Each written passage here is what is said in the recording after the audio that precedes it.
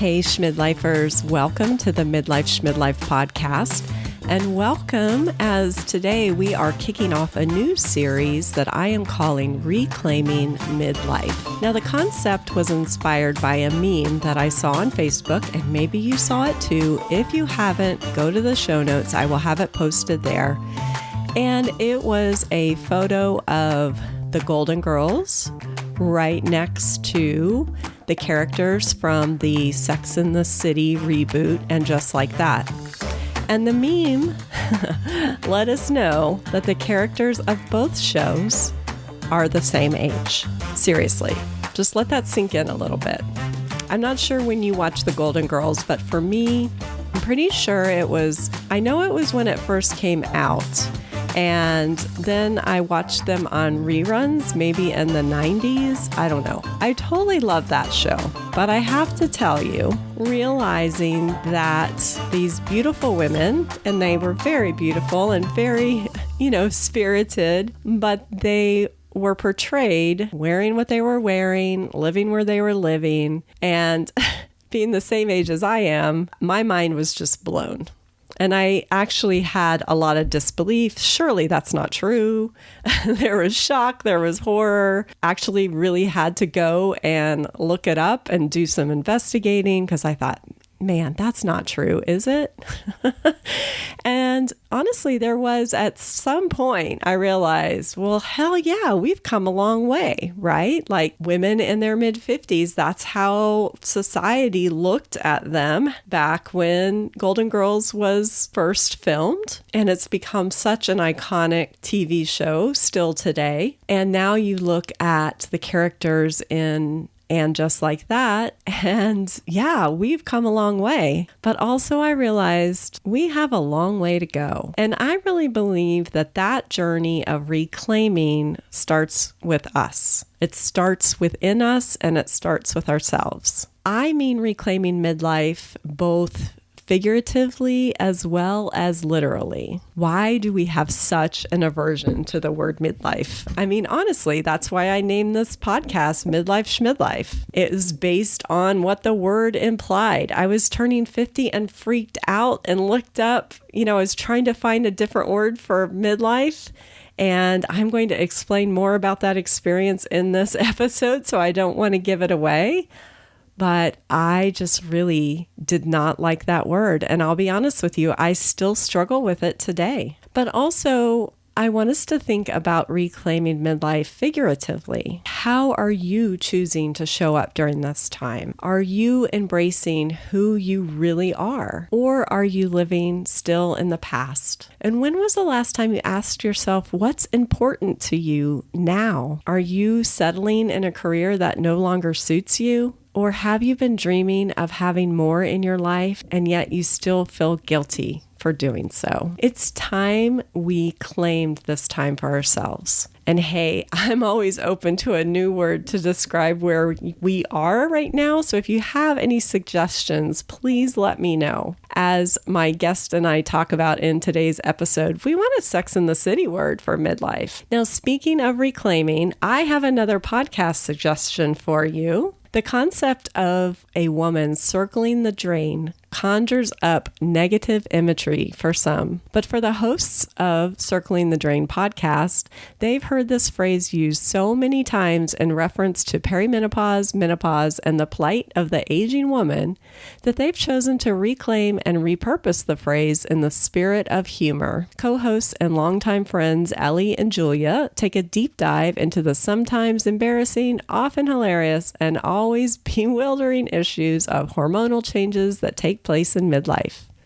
Through honest accounts, thoughtful interviews, and group panel discussions, their mission is to make you chuckle, make you nod your head in recognition, and hopefully make some scientific progress. Their episode from March 30th is called My Face is Falling, and it was with a board-certified family nurse practitioner and certified aesthetic nurse specialist. Their convo was all about Botox, injectables, and fillers. And I have to tell you, I learned so much, and it shifted my view of what I'm willing to explore for myself. And the best part, I laughed my ass off the whole time I was listening. So be sure to tune into Circling the Drain podcast every Wednesday. Wherever you get your podcasts, you can find them there. Seriously, be sure to go and subscribe. And I'm really hoping to have Ellie and Julia on the show one time. I think we would have so much fun. Now back to today's episode. My guest is Grace Howes. Grace and I have many similar life experiences and also do similar work in supporting women over 40 with their business mindset. I've been very fortunate to know Grace through the Courageous Living Coach certification, and we've even met in person. And our conversation in today's show makes it feel just like yesterday that we were hanging out together. It was so much fun. In fact, we were just talking on this topic about reclaiming midlife, and neither of us realized that we had really just kind of jumped into the conversation. It was a good thing that I had hit record early, because at one point I just say, "Hey, Grace, we've started the interview." Now, Grace believes that women can achieve anything at any time and that her age should never be a factor. It was only in her early 40s after she started her first business when she realized that joy was hers to have. Before had always thought she needed permission, and that doubt didn't need to be her constant sidekick. You can find Grace on Instagram and Facebook at Grace Howes. And since recording the conversation that we're about to share, Grace started her podcast for women in biz called Brave, Bold, and Badass, and it is badass for sure. I'll have links in the show notes for everything I mentioned here today, so be sure to head over, click on the links, subscribe, connect, do all that great stuff. So I have to ask you, are you ready to reclaim midlife? Let's go drop in on the conversation with Grace.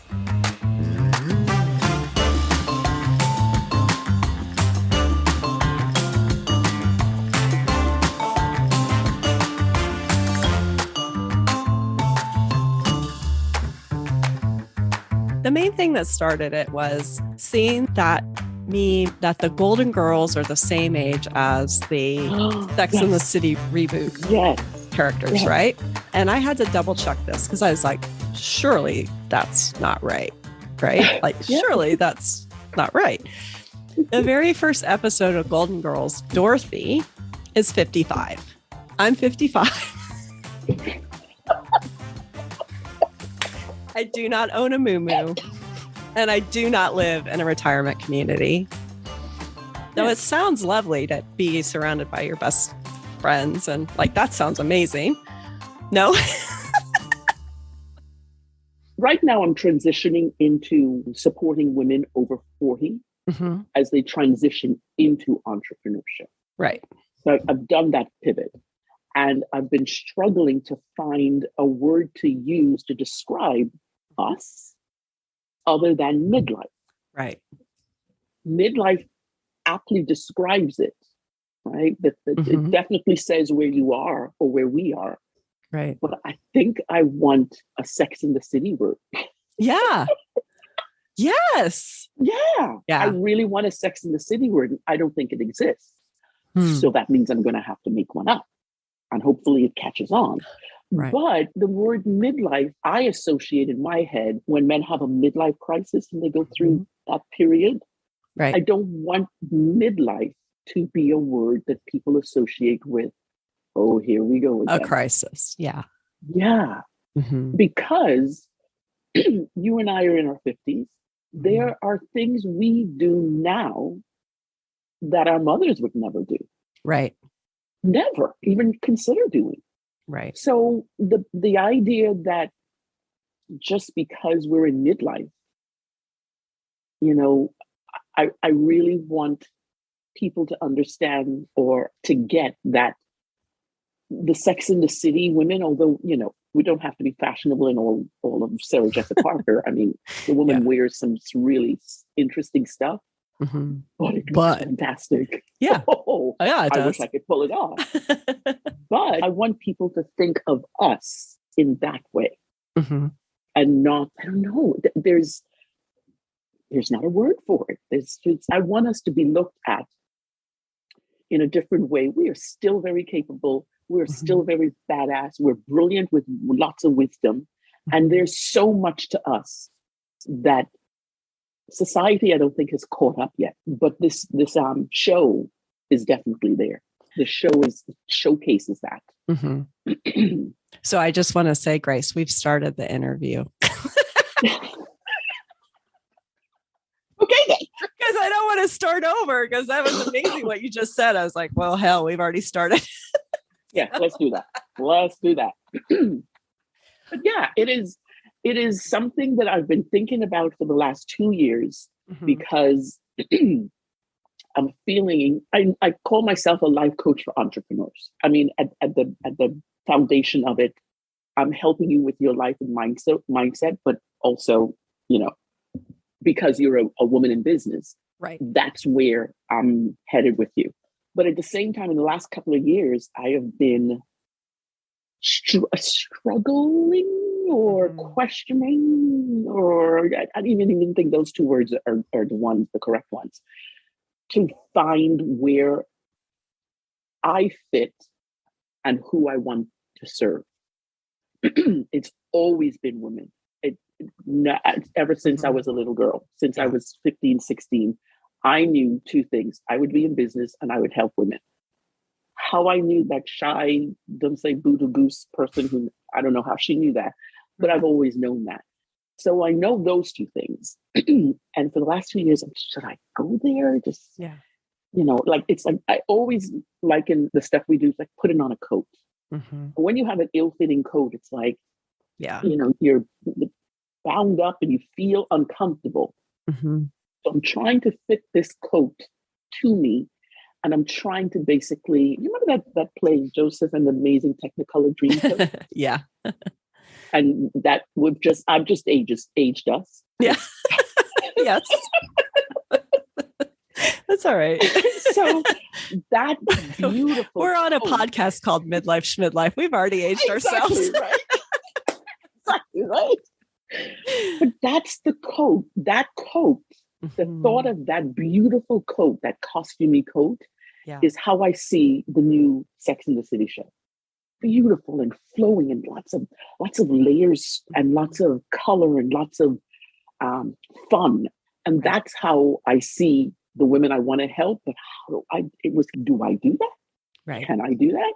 Can I say I want to help women age 40 and over? What will people say to that? Is that a thing that will turn women off? Because society says when you get to a certain age, you're kind of on the downswing. Right. Yeah. Well, I mean, just from my perspective, I feel like saying you're helping women 40 and over is much better than saying you're helping women in midlife. And that's only because it's because of the way that we take the word midlife, right? Yeah, exactly.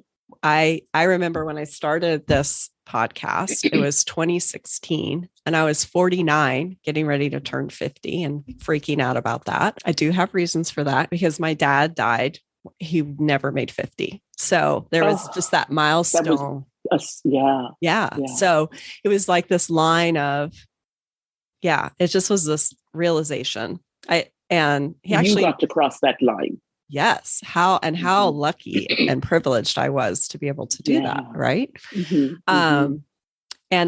But to me, technically, it was like, holy shit, I'm going to be in midlife, And so I thought, well, there's got to be a better word for it than midlife. This is back in 2016. So I Googled definition of midlife, and up popped Urban Dictionary. Definition was the wrong side of 40. The wrong, they use the word wrong in the dictionary that everybody will see when they see the midlife. So it's been removed, by the way, off of Urban Dictionary. May have had to do with define that. MALE. That's who defined it. Yes. But it is back up on Word Hippo, because I was, again, 2 days ago looking for a synonym for midlife. And because I'm creating a group program. And so it's following. There again. Yeah. It's almost as if we've let it go. You and I would never associate ourselves with the moo-moos. the wearing of the muumuu. That's not who we are. Right. It's not to say that was a bad thing, but that's just not who we are. And trying to let go of the thinking that automatically comes in using the word midlife. Mm-hmm. And it's why I love the word, the name of your podcast, Midlife, Schmidlfie, whatever. Yeah. You know, it's like, come on, that's not a thing. But we can't seem to get rid of the thinking behind it. Right. Yeah. Well, and then I have to think honestly, I feel like I've shied away from it, right? So I started this podcast and then I didn't want to be known as the midlife coach. So then I kind of backpedaled from it a couple times. Yet people love it. I mean, I'm always surprised. I get people listening to it when I don't even have a series or I haven't done it for a year. And I look at my stats and I'm thinking, that's got to be wrong. That's not right. And but it's right. But that I would think that has more to do with, since it's 2016 you started, with how you show up and showcase the podcast that doesn't rely on the old definition of midlife. Right. Even though the podcast is entitled Midlife, Schmidlife, I don't know that you think of midlife as that. So, you know, in the 5 years, geez Louise. I know. This will make sense. Wow. In the 5 years, I think you have defined what it means to be here. And people are resonating with that. Right. I must say that a podcast name is a podcast name. Right. And the reason I stick with it is because of the content. So I've listened to your podcast. And then we're none, and I'm like, oh, it's back again. And I re-listened to some of the stuff, and I'm like, that is really cool. That is really innovative. That is really interesting. Some of the stuff that you got up to with the podcast. So yeah, way to go for restarting this again. I love it. Absolutely. Well, thank you. What stands out to me is when you were sharing that is I'm trying to form words as to all the many thoughts I had at one time that really, just as I came up with the name of the podcast to really redefine basically what midlife means. Maybe that's time for us all to start redefining it and not worry about what some Urban Dictionary / word hippo online male dominated, it really is up to us to start redefining what that means. And look, there might be women who are 55 and they are rocking the muumuu. Yay. Absolutely. Go. Yeah. Yeah. Put a belt on that thing and go swing yourself to do the muumuu thing. Exactly. And hey, having gray hair now, having your hair just be natural and go for it. Absolutely. I believe that we are more accepting of ourselves, but sometimes not out loud. Or to say not out loud enough. Yeah. Because you hear certain celebrities are rocking their midlife. And we're all for them. But it's the average woman who is still maybe in that mindset. Or not in that mindset, but in an environment that keeps them there. Right. Yeah. And that's the work that needs to be done, not necessarily to the person, but to her surroundings and the people in her life or that she's in contact with online, because everything is online these days. But maybe that's the work that needs to happen to reset. Yeah. Let's reset this thing. Reset the idea that midlife is, what did it say? The wrong side of 50? That's what it said. There was no other word synonym to you other than wrong? Wrong. And see that in and of itself implies incorrectness. You're not right. Yeah, there's something wrong. There's something wrong with you. I'm really gobsmacked. I know. I was actually really surprised to see it again. I thought that in this time period, between 2016 and 2022, there would have been a little progress. Wow. Yeah. And I have to call it out too, like my reaction to it. And then that comes back to, well, that's my place in it. I can't control what someone else thinks or puts up there or whatever. And we talk about the box or the environment that we're in. We only can control that from, I believe, the inside out. Like, exactly. Right. Yeah. Like, yeah. So Word Hippo, you can expect to have an email from me soon. Just saying. I literally, as you were talking just now, I'm like, I wrote down Word Hippo. I will be emailing you. Yeah. Absolutely. That is it's a call to arms. I think you're right. Petition going. I think you're right. We should. That needs to change and never to be used again. Right. I am actually disgusted by that. Yeah. I am actually, because it left and then it came back in again. And no one had the forethought to question the word wrong. That just seems. I mean, they could have said the other side of 40. Oh, look at that, another word. Oh, there you go. And it doesn't feel so horrible. Yeah. So. It almost implies that, which is what midlife implies, downhill from there. Right. And it is so not that. Absolutely not. It is. I'm kind of liking this. Yeah. I think I like this more than I liked my late 30s and 40s. When I was 40, I remember there was a whole lot of self-discovery. I knew that I didn't know the whole of who I was. And so when I was 38, I went through a self-discovery process.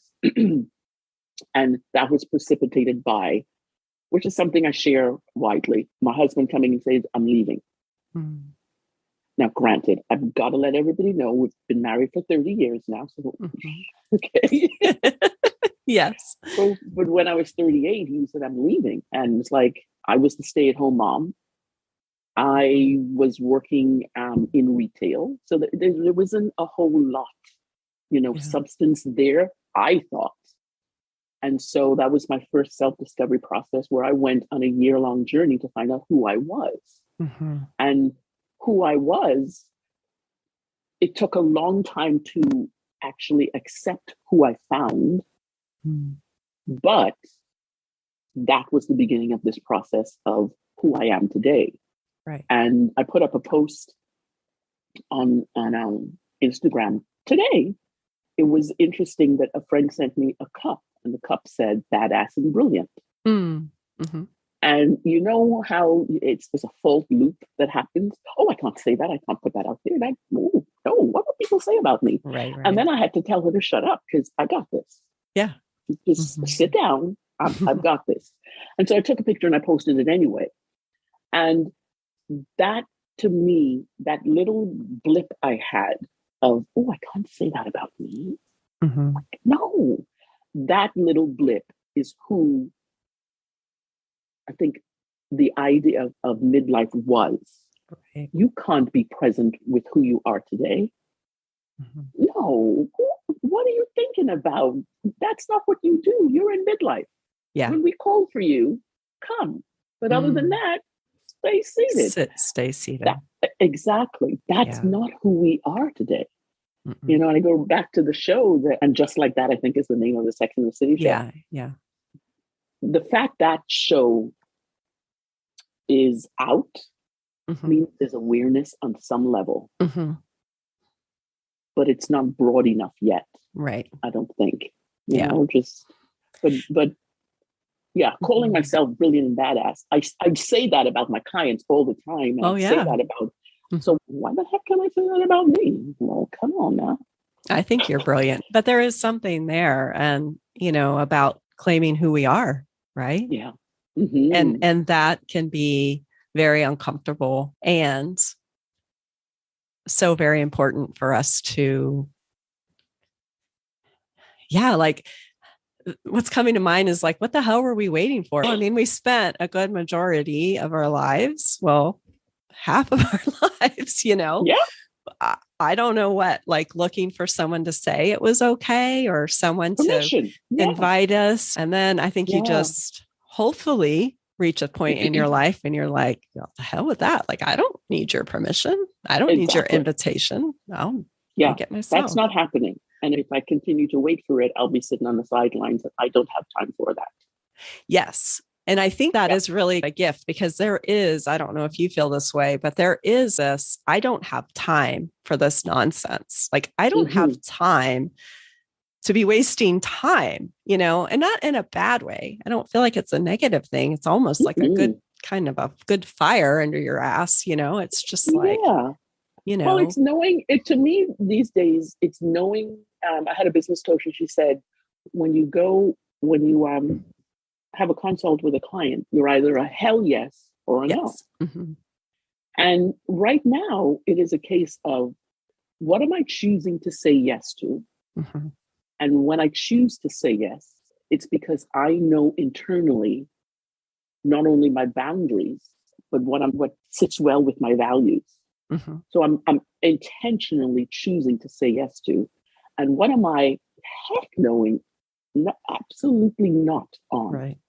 And that knowing is where we are right now. We know what we want. We can define it so much better. Right. Because we've done the work. So, well, hopefully we get to doing the work. Exactly. But we've done the work to define what is a heck yeah for us, Yeah, definitely. Yeah. And, so I'm thinking about so I'm going to be straight up honest. I have not watched any of And Just Like That. I haven't seen any of them yet. I know I've wanted to. It's just, we've just had a little bit going on right now. And I feel like that's something I need to make like some time and space for. But I've heard to skip the first episode and I'm totally fine with that because oh my word. Yes. So I'm not going to. Almost didn't watch anything else, but yeah. I think I'm just going to skip that one. I've heard enough. But here's what I do want to talk about. I remember when the show was first coming out and they were doing all the promos. And I remember women, let's just have a little discussion about this. There was a lot of conversation about how Carrie looked because she has, fine lines and wrinkles. And I also remember there was discussion about Charlotte because she's obviously had some plastic surgery. And a lot of negative, it's just interesting to see negativity on both sides. So it's like, don't look natural, don't age, but most certainly don't get help for it, because you want a little help here and there. Exactly. Don't do that either. I think that's kind of bullcrap. I really do, because it goes back to the there's a way you need to act. Right. And for people, both doing it's doing the both sidesism. Right. That's happening, and that's when I think people need to say, heck no, put an end to it. Carrie can have her line. The woman is 50-something years old. Right. She's lived this life. Let her have her lines. And she's okay with it. Go for it. Yeah. And for the other one having plastic surgery, that's what she wants to do. Right. So I think the middle ground is step out of people's way and let them do what they want to do. Right? It's none of our business. It's none of the business. Yeah. No. And I think it's interesting that at this age where Sarah Jessica Parker, obviously looking her age, she is not the 30-something she was in the beginning when she did Sex and the City. Yeah. She is showing her age. And that's not a bad thing at all. No.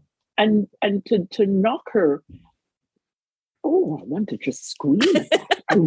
I know. I'm with you. I really just want to scream at the fact that why does anybody give a rat's butt about this 60-year-old guy with all his wrinkles? Right. No, Nope. They still get not at leading all. parts. They Up until whatever age. Yeah. And it's almost like there's a shelf you have to go on.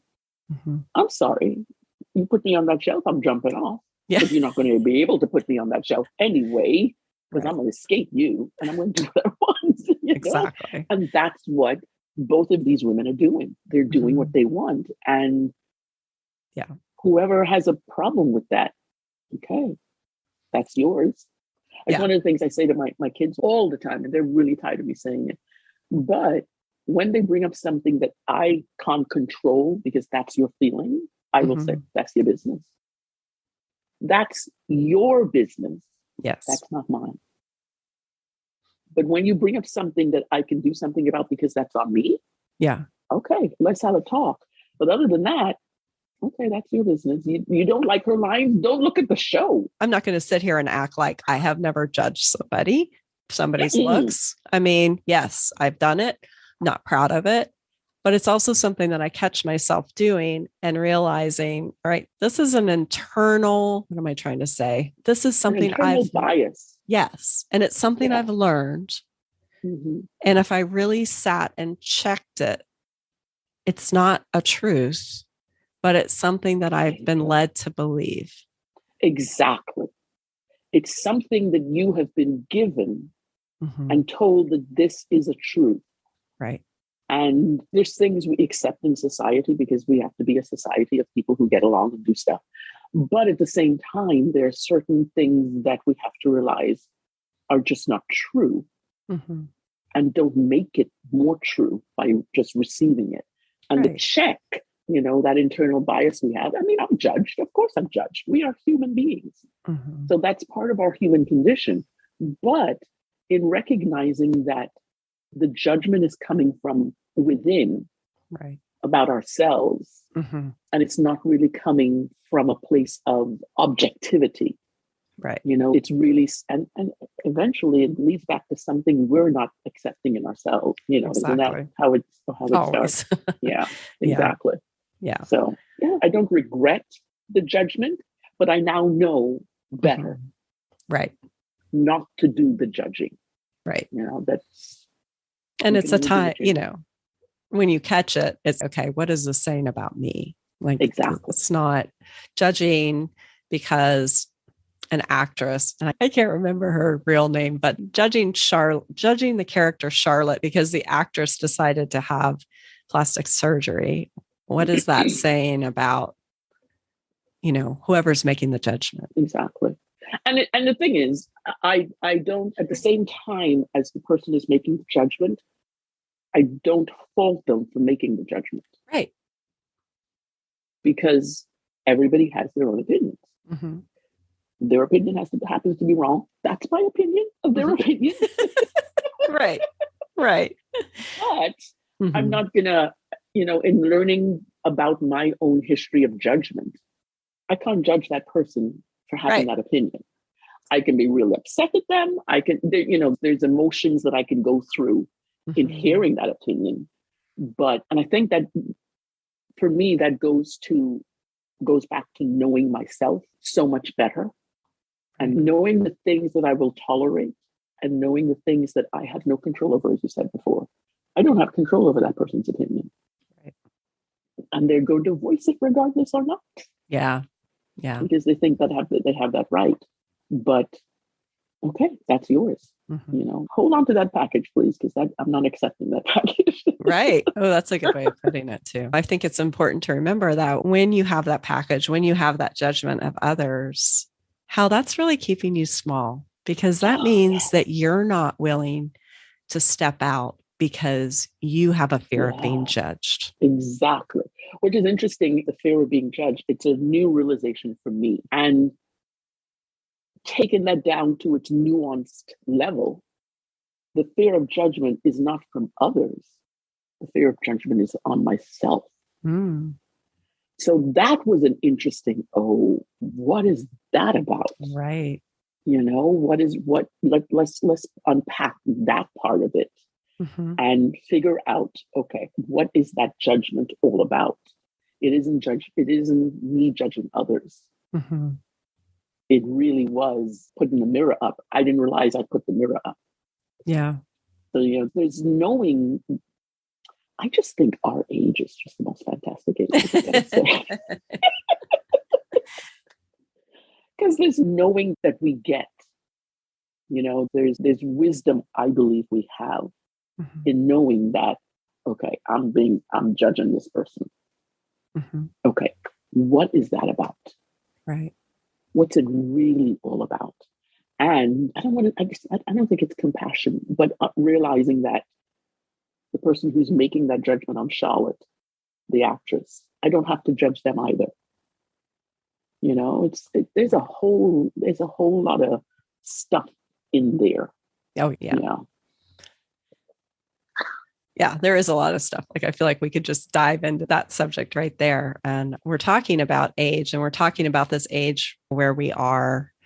I'm a big believer that we are continuing to, until we have this realization of it, which is really the heart of growth, right? It's the heart of just being able to step out of what society sees as normal. It's because we just realize our own these things about ourselves, and it takes work. It's not like you wake up one day and you're like, okay, well, now I'm 50 and now I've got all my shit together. Well, can I get that pill, please? Because I really would like that pill. No kidding. I'm 55 and I would still like that pill but I am a big believer that, especially with women our age, we are continuing to live by these rules that we learned when we were growing up. So I can see not wanting to step out, not to even post your coffee cup, right? Because that's calling attention to yourself. And that is something that I don't know about you, right? Don't do that. Don't be a braggart. Don't be, don't be an attention hog. I don't know, whatever words that you heard, whether it was intentional or not intentional. Don't raise your hand too much. Don't be so smart in class. I mean, all these things. All of these things that kept us at a low level in ourselves. Right. And come to find out, that's not how we show up in our authenticity. That's not how we sit in that beautiful space and be ourselves. Right. And I think the thing about the work we do, or we need to do, for some of us, we still need to do a lot of work. Some of us have moved, further down the road. But the thing about that work we do is it's all evolutionary. We're still processing. We've come far, but we're still, this, for me to have that blip that said, you can't talk about yourself. It's ingrained. But now I recognize that doesn't have to be part of me. Right. I can catch it. Right. And turn it around so that I feel good about it. Yeah, I am badass and I am brilliant, and I'm accepting that. Yeah. And not feel too, as you said, braggadocious about I'm not bragging. Right. This is my truth. And to accept it, you have to be on my side. But if you don't want to accept it, that's okay. Right. That's okay. Yeah. I'm not pushing it down your throat, which is what we were told if we were, don't talk about yourself because you're pushing. No, that's who I am. And I'm okay with that. It's interesting to me these days how I'm an introvert and I'm an overthinker. And I own those two. As, years ago, describing me as an introvert and overthinker, you're like, oh my God, please don't think that way about me. But right now, I'm an introvert and I'm an overthinker. But the thing that I celebrate in those two combined at this stage in my life is I can go inward and do some examination. And that's what the overthinker part is. And I guess I still overthink, but I can do some examination, some self-examination, and come out with information about, oh, this is a new thing about me. Okay, how do I want to be in this space and show up, with this new information? And then the introvert, I just love being an introvert. I love An introvert allows me to see how others tick Mm-hmm. without being intrusive. Mm-hmm. I can sit back here and I can just look. And when I need to, I can recharge in my space. I used to think those two words were bad. Right. It was a bad description. Right. And now no, they're just words. Mm-hmm. That's it. They're just words. Yeah. And I'm not giving a charge to them anymore. Mm. As a matter of fact, I'm giving them a positive charge rather than right. Charge. Right. Yeah. Which is interesting because it brings it brings us full circle and back into the charge that we give the word midlife. Oh, yeah. Right. So you're going to start this petition on me. I think we could do it together. Yeah. Oh my gosh. I don't like the word. Right. But it's a word that everybody understands. Mm-hmm. But what if we, instead of having to understand, like when we first, I just interrupted you and I'm sorry, but I have this thought. You mentioned at the beginning how everyone associates it with a crisis. And we've talked about the definitions we've seen. And what if we, I don't know, I just think of, again, my mind is like swirling all over the place, but I think that because I've seen a real shift in how being an introvert is, there's books, there's whole blogs, there's like a whole world now that it's cool to be an introvert. It's really cool to be a geek now too, right? Like, I know. Who would have thunk it? Exactly. So there's all these things that have shifted. And I feel like, Grace, that we're just at this time where it's time we start shifting the way that we think about the word midlife and also just in general, just as women and aging. I totally agree with you. I absolutely, totally agree with you. There's certain descriptions that are, now acceptable and nobody thinks negatively about them. Mm-hmm. But midlife is one of those words that it almost like sets people's brains up to think a certain thing, which obviously, and it describes a period in our lives, but the period in our lives, the extra bit that's added on to this chronological period in our lives is that the dictionary definition, you're on the wrong side of 40. That's the definition we need to change. Mm-hmm. Midlife itself is it doesn't have a charge. Right. The word, obviously. But it's what we make. It's the make of it. Yeah. And I think it needs to change. I think it's time. I agree with you. I think it's time. Yes. All right. We're starting. So what are you going to do about that, Miss Liz? Well, I'm continuing on with this podcast that I've backed away from several times and having awesome conversations with amazing women in midlife. So there you go. I love that. Yeah. Everybody needs to do that. Yeah. So that's right. I think that's right. Excellent. Absolutely excellent. Yeah. So as our final little question that I have for you, and I know you've talked about, I had to smile first. Before I ask this question, I had to smile because I didn't realize how close our stories were as far as being 38 and having that time.